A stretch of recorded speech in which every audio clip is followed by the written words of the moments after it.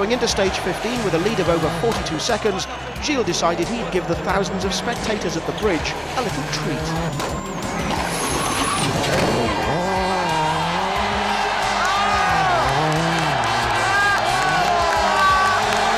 The fans clearly appreciated the gesture, but if we take a look at it again, even as Gilles gives a cheeky little wave, it appears he forgot to tell his brother Hervé what he was planning.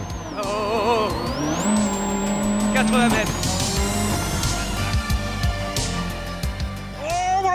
Oh, we're off properly as well. It's a big roll. Big shot for Rovanperä. Huge off. Understeered through the cut, hit the edge of the culvert on the ditch. Rovanperä, that isn't going anywhere. Yeah, Jonny's got his helmet off. Kalle I think Kalle will be a bit winded, a bit shocked, you know? I'm sure. That was a big incident we witnessed there. They're both okay, as you can see. There was two corners. The second one of them, I think I just had a bit too optimistic note on that. I had the corner as a short corner. Went too early in and couldn't make the corner. Then we went out and hit the ditch. We checked the car a bit. It's difficult to say if everything is okay, if the roll gauge is okay, but we will see it when the guys can check the car in service. So join Neuville on Thursday's pre-event run-through shakedown and hold on tight.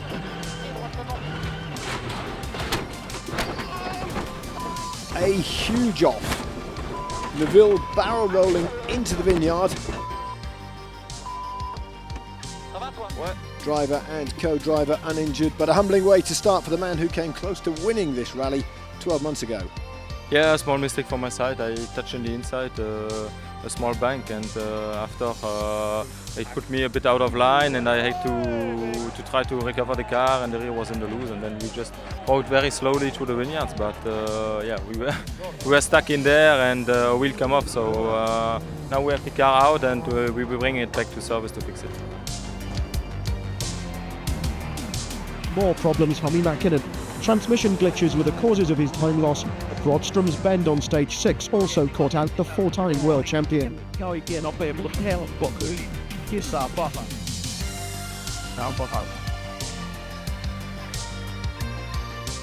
that A sky-high engine temperature at the end of the stage forced Mäkinen to stop and check for damage.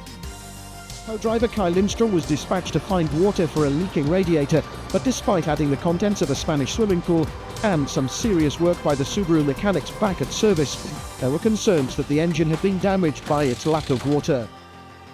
engine was overheated. Too bad we cannot say.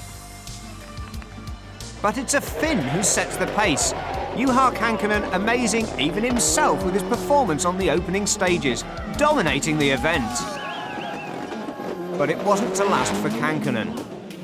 On the next stage, he mishears a pace note from Nicky Grist. The result is disaster. What's that?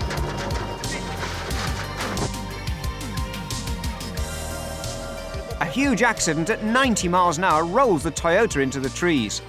But amazingly, not only are Kankkunen and Grist unhurt, they managed to right the car and get it back onto the road. But there's no way the battered Toyota can continue. Kankkunen's heading for service and retirement, and he's devastated.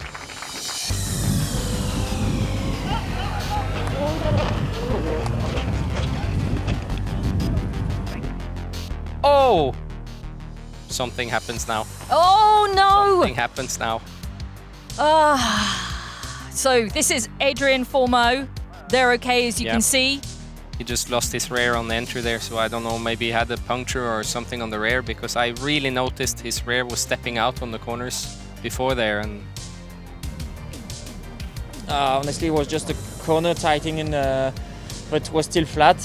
So in my pace note, I put it was a flat corner, but there was a bit of dirt, and we just oversteer a bit, and then we hit something in the ditch, and then the car just after it was over.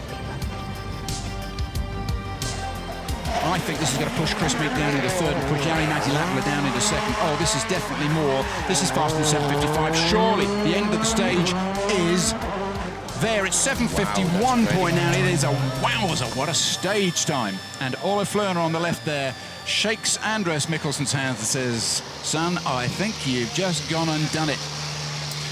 Wow. So that gives him a couple of bonus points from this, the power stage, but also puts him into second place and relegates his superior teammate Jari-Matti Latvala down into third. Lots of congratulations for Andreas Mikkelsen. Who is this? God. That is Sebastian Ogier. Sebastian Ogier has crashed on the power stage. Oh my word! Now hang on a second. What does this mean? This means Mikkelsen has won the event. Really? Ogier has crashed in the power stage. You are the winner. Is he going or not? He's crashed. I've been told he's crashed. He's still stopped. You've beaten Latvala. If Ogier does not get here, he is in the barrier. Wow, yeah.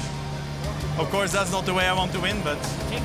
Well... He's taken a wheel off, I'm being told. He's taken a wheel off. You have won your first ever World Rally.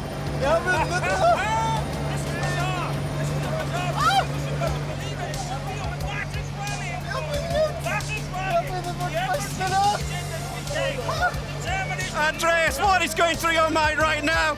Ola's crying. Can we have a look and see where it happened? This is where it happened. What does he do, Lewis? Too fast. Too fast. You went too fast. Too fast into that left-hander, and he understood. This is it from the helicopter shot.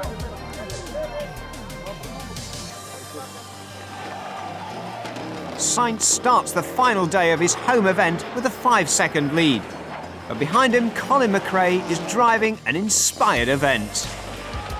The Scot pulls no less than 18 seconds back on Sainz and takes the rally lead, but team orders have decreed that Sainz should win. The Subaru team have arranged a stop point in the final stage for McRae to stop and let Sainz take the victory. But McRae and Ringer have other ideas. McRae finishes the final stage in the lead of the rally, but the rally isn't over yet. Colin, on paper, you've won this rally. Is that the situation? Yeah, but we've had to book in a minute late now, so we're second. So this was categoric team orders? Yeah, that's what it was. I don't agree with it, but that's the way it is. I won the rally. Why? If we're fighting for the championship, why should I have to finish second? We've got two drivers fighting for a championship. Equal chance of the championship. Yeah, I've got to slow down. I could have went to the RAC with 10 points advantage. Now I go equal. There are other issues that come into this. We're running a team for Subaru to win the manufacturer's title, and it would be foolish to fight inside a team. And drivers reluctantly accept these situations because they're professionals, and inevitably there's discontent on occasions as a result of this. It's the reality of being in a professional team, I'm afraid. The decision was made yesterday night. I was not agreeing with the decision, and I was not asking for any decision like that at all. And another warning of how challenging this event can be comes in the last stage of the morning. Here's Xavier Pons. It's the 200th event of his co-driver, Carlos Del Barrio. But the experienced navigator makes a schoolboy error, confusing his pace notes and reading the same line twice. His driver is clearly not impressed.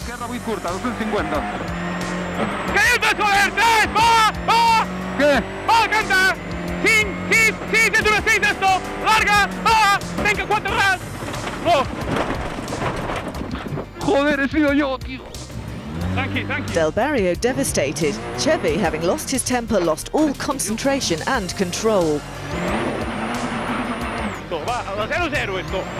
After that excursion into the vines, as well as their car being festooned with greenery, there were enough grapes inside to make a bottle of wine, although hardly a vintage performance from Pons and Del Barrio. They drop nearly a minute and tumble 4 places down the table. Disappointment for driver and co-driver. But it's Del Barrio who takes full responsibility for the mistake. What a dreadful way to record his 200th rally. Super soft tyres heat up very quickly, but on ice they chill down and the grip is lost. And hit a series of bumps and compressions at high speed like champion Tanak did on Friday, and no rubber on earth will save you.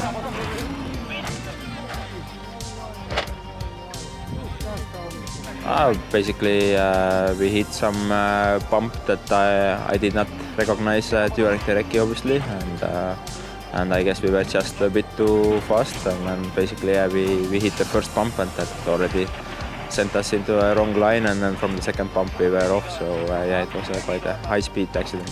Yeah, all the safety equipment did its job. So yeah, I believe we are happy to be here, and no injuries, so it's nice.